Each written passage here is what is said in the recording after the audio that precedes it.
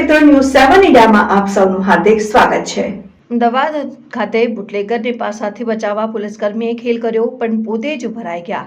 ગુજરાતમાં ગુંડાઓને કાયદાનું ભાન 100 કલાકે આતિમાં ત્યારે થઈ કાર્યવાહી થઈ રહ્યું છે। આવા ગુનેગાર પાસાની પણ કાર્યવાહી કરી રહી છે। ગુંડાઓ અને બુટલેગર વચ્ચે તોડપાડીનો ધંધો શરૂ થઈ ગયો છે।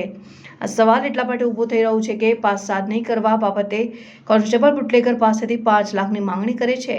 હવે આ કોન્સ્ટેબલનું ભાંડું ફૂટી ગયું અને એસીબીના હાથે ઝડપાઈ ગયા। કોણ છે આ કોન્સ્ટેબલ એ વિગતે વાત કરીએ।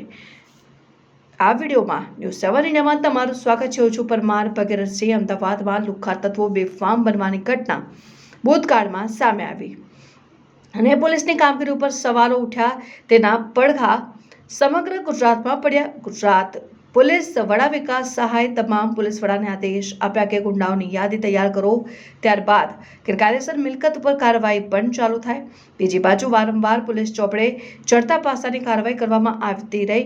રીડા ગુનેગારને બચાવવા ખુદ પોલીસકર્મી મેદાનમાં ઉતરી ગયા હોય તેવો ઘાટ સર્જાયો છે। એક બાજુ ગુજરાતના પોલીસ વડા છે કાર્યવાહી કરો, તેમના જ પોલીસકર્મીઓ ગુંડાઓને બચાવવા મેદાને ઉતરી ગયા હોય અને નવો ધંધો શરૂ કરી દીધો છે તેવો ઘાટ સર્જાયો છે। આવો જ એક બનાવ સામે આવ્યો છે અમદાવાદના ચાંદખેડા પોલીસ સ્ટેશનમાંથી।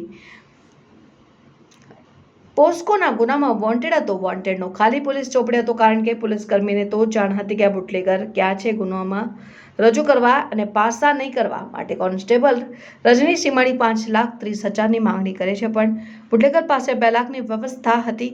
2 લાખ લેવા મિથુ ઉર્ફે મોટુ ગોહિલ ખાના રેસ્ટોરન્ટ આગળ ખુલ્લી જગ્યામાં મોકલે છે, જે ન્યૂ શ્રીજી 4 રસ્તા રોડ 4 રસ્તા પાસે આવેલી છે, ચાંદખેડા વિસ્તારમાં આવેલી છે ને આદરણીય એસીબી પણ આવી પહોંચે છે અને કોન્સ્ટેબલ રૂપિયાની માંગણી કરતો હોવાની ફરિયાદ એસીબી દ્વારા થઈ હતી।